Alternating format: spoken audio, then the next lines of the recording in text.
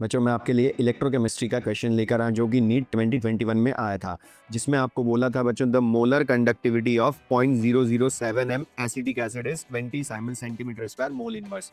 और हमसे पूछा था बच्चों dissociation constant of acetic acid. और आप देखेंगे यहाँ बच्चों हमें H प्लस आयन की जीरो कंसंट्रेशन, एसिटेट आयन की जीरो कंसंट्रेशन पर हमें मोलर कंडक्टिविटी गिवन है, क्योंकि यूनिट में आप देखेंगे मोल इनवर्स लिखा है।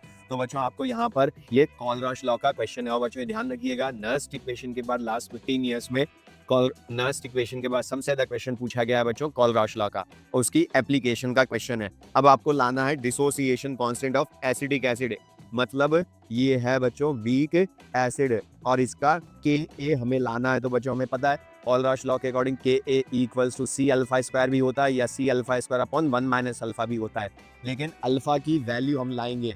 तो बच्चों अल्फा की वैल्यू लाने के लिए सबसे पहले हम देखेंगे यहाँ पर फॉर्मूला, जो कि हमें सबको पता है बच्चों, होता है molar conductivity at C concentration upon molar conductivity at infinite dilution. अब बच्चों सी कंसंट्रेशन यहाँ हमें पता है वो है 0.007, मतलब 7 × 10⁻³ और मोलर कंडक्टिविटी हमें गिवन है बच्चों 20। लेकिन यहाँ आप देखेंगे कि हमें क्वेश्चन में यहाँ molar conductivity of acetic acid eight infinite dilution नहीं गिवन है, तो हमें लानी पड़ेगी। अब बच्चों वो होती है उसके आयंस की मोलर कंडक्टिविटी के सम के इक्वल। और आप देखेंगे बच्चों यहाँ ब्रेक जब होगा एसिटिक एसिड तो 1 मोल H+ आयन देगा, 1 मोल एसिटेट आयन देगा। तो बच्चों इनफाइनाइट डाइल्यूशन पर एसिटेट आयन के 1 मोल की है बच्चों 50 और H+ आयन की बच्चों 350।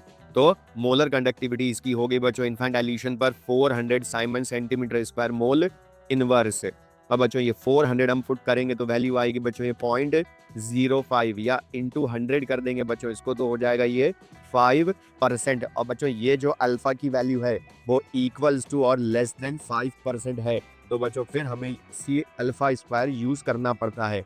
और के ए डिसोसिएशन कांस्टेंट हम लाएंगे बच्चों, सी की वैल्यू 7 × 10⁻³ अल्फा वैल्यू बच्चों 5 × 10⁻² का स्क्वायर, और इसको मल्टीप्लाई कर देंगे तो बच्चों आंसर आ जाएगा 1.75 × 10⁻⁵, मतलब बच्चों इसका आंसर होगा थर्ड ऑप्शन।